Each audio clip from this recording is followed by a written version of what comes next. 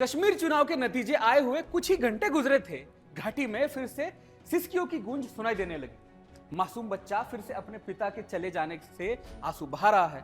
परिवार में मातम पसरा है क्योंकि घर का जवान बेटा, सेना का वीर जवान फिर से आतंकी बलि चढ़ गया है। कैसे, क्यों, कहा, सारे सवालों के जवाब तलाशेंगे। पहले आप ये रिपोर्ट देखिए। सुरक्षा बलों ने रात भर सर्च ऑपरेशन चलाया। आज उनकी बॉडी अनंतनाग में सांगलान के जंगलों में मिली। जवान 4 साल पहले टेरिटोरियल आर्मी में भर्ती हुआ। उनके परिवार में पत्नी, 2 बच्चे और माता पिता हैं। याद करिए, अगस्त 2020 में भी आतंकियों ने कश्मीर में टेरिटोरियल आर्मी के जवान शाकिर मंजूर वागे का अपहरण कर लिया था, जिसके बाद 5 दिन बाद परिवार को घर के पास उनके कपड़े मिले। वो दक्षिण कश्मीर के शोपियां के हरमैन में अपने घर के पास से लापता हो गए थे। जम्मू कश्मीर के अनंतनाग जिले में बीते कई दिनों से आतंकी गतिविधि देखी जा चुकी है, जिस पर सुरक्षा बलों ने एक्शन भी लिया। अगस्त में अनंतनाग जिले के बिजबेहरा क्षेत्र में सुरक्षा बलों ने आतंकियों के 3 सहयोगियों को गिरफ्तार किया था। ऑपरेशन के दौरान सुरक्षा बलों ने गिरफ्तार सहयोगियों के कब्जे से एक पिस्तौल, एक मैगजीन, 29 गोलियां और 2 हैंड ग्रेनेड बरामद किए थे। इधर जम्मू कश्मीर के कुपवाड़ा जिले के गूगल धार में एलओसी पर सुरक्षा बलों ने घुसपैठ की कोशिश को नाकाम किया था। इस दौरान यहां पर सेना और पुलिस ने 2 आतंकियों को ढेर भी किया। भारतीय सेना ने बताया था कि 4 अक्टूबर 2024 को सेना और पुलिस को एक संदिग्ध एक्टिविटी देखने को मिली, जिसके बाद जॉइंट ऑपरेशन शुरू किया गया। इस दौरान कुछ आतंकियों ने फायरिंग शुरू कर दी। इस मुठभेड़ में 2 आतंकी मारे गए थे। सुरक्षा बलों ने आतंकियों के पास से भारी मात्रा में हथियार और गोला बारूद भी बरामद किया था। Bureau report, Sudarshani. अनंतनाग में किडनैप हुए 2 जवानों को जिंदा वापस लाने के लिए सेना ने हर मुमकिन प्रयास किया।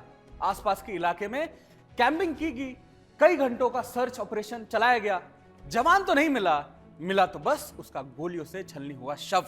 पूरी घटना को समझने के लिए आपको दिखाते हैं कश्मीर से हमारे संवाददाता रोहिल बाशीर की ग्राउंड रिपोर्ट। दक्षिण कश्मीर के अनंतनाग के नौगाम शांगस इलाके में हम इस वक्त मौजूद है, जहां पर कल रात को ये जानकारी मिली कि आतंकवादियों की तरफ से 2 भारतीय सेना के जवान जो टेरिटोरियल आर्मी से जुड़े हुए थे, उनका अपहरण किया गया था। उसके बाद इनिशियल में ही एक भारतीय सेना का जवान जो है वहां से आतंकवादियों की गिरफ्त से भागने में सफल रहा, और उसके बाद जो है दूसरा जो भारतीय सेना का जवान है, बताया ये जा रहा है कि उसको आतंकवादियों की तरफ से उसकी हत्या की गई है और उसकी डेड बॉडी जो है फिलहाल ये जानकारी मिल रहे कि रिकवर की गई है। ये तस्वीरें है उस इलाके की, उस जंगल वाले इलाके की। शांगस नौगाम इलाका का ये इलाका है जहां पर ये घटना कल रात को घटी है, जहां पर एक ऑपरेशनल रेकी के दौरान भारतीय सेना के 2 जवान इस इलाके में गए थे, और उसके बाद आतंकवादियों को जो ही इन जवानों की मूवमेंट के बारे में जानकारी मिली तो उसी समय में उनका अपहरण किया गया, और अपहरण के दौरान एक जवान जो है वहां से भागने में सफल रहा।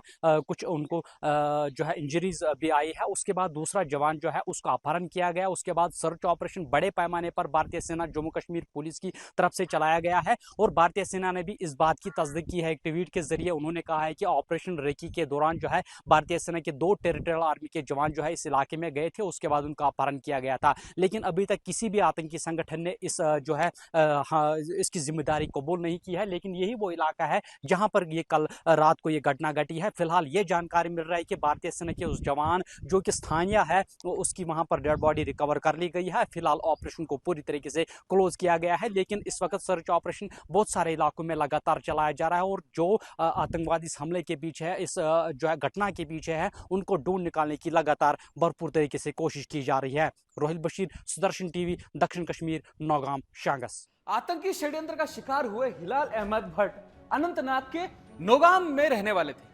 हिलाल 8 अक्टूबर को केरनाग के काजवान फॉरेस्ट एरिया में मिलिट्री ऑपरेशन में गए थे। इसी दौरान वो लापता हो गए, फिर वो वापस नहीं लौटे। आज उनके घर पर मातम पसरा है। उनके पड़ोसी, दोस्त उनके नम आंखों से याद कर रहे हैं। बलिदानी हिलाल अहमद के दोस्ती और पड़ोसियों का क्या कहना है, सुनते हैं। मैं इसी मोहल्ले में रहता हूँ जहाँ पर ये हिलाल अहमद भट्ट रहता था। मैं इसका पड़ोसी हूँ। कल हमने सुना था यही कि ये बेचारा घर से निकला है ड्यूटी के लिए, और कल ही हमने न्यूज़ सुनी है कि इस बेचारे को अगवा किया गया है। लेकिन आज आज जो ही इसकी न्यूज़ आ गई फेसबुक पे, तो हमने सुना है कि इसकी बॉडी रिकवर की गई है कोकरनाग बेल्ट के एरिया से। पता नहीं है किन लोगों ने इसको मार दिया है। हम गवर्नमेंट से यही अपील कर रहे हैं कि ये जो इसका ख़ानदान है, ये इसका परिवार है, इसका पूरा ख्याल रखा जाए। ये बेचारा यही 4 साल से काम कर रहा था आर्मी में। ये बहुत ही अच्छा लड़का था, बहुत ही अच्छा लड़का, बहुत ही शरीफ लड़का था। यहाँ पर आपको सब बताएंगे कि ये कितना बेहतरीन लड़का था। इसके 2 बच्चे हैं। इसी गांव का रहने वाला, इसी महल्ले का रहने वाला हिलाल अहमद मेरा पड़ोसी है। ये 8 तारीख को ड्यूटी के लिए निकला है सवेरे घर से, और 8 तारीख को हमने दिन में सुना है कि इसको कहीं से किडनैप किया गया है। पता नहीं किसने उठाया, कहाँ लिया। फिर पूरे रात हम इंतज़ार में था कि क्या हुआ क्या नहीं हुआ। अभी सवेरे पता चला कि इसका लाश कहीं से पड़ा है, और हम बहुत सदमे में है, पूरा इलाका, पूरा गांव, और इसके 2 छोटे बच्चे हैं। और हम गवर्नमेंट से अपील करते हैं इसका जो परिवार है उसका खास ख्याल रखा जाए। बाकी हमें बहुत गम है इस वक्त। हिलाल के जाने के बाद परिवार पर मानो गम का पहाड़ टूट पड़ा। परिवार के लोगों को सांत्वना देने के लिए लोग पहुंच रहे हैं। परिवार के बड़े लोग तो किसी तरह खुद को संभाल ले, लेकिन इस मासूम बच्चे का क्या? उसे कौन समझाएगा? अपने पिता का वो अब भी नहीं देख पा रहा है, अभी नहीं मिल सकेगा।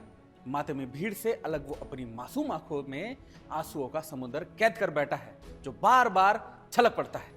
दिन, महीने, साल तो गुजर जाएंगे, लेकिन आतंक की जो मार उसने खाई है उसका जवाब कोई नहीं दे सकता।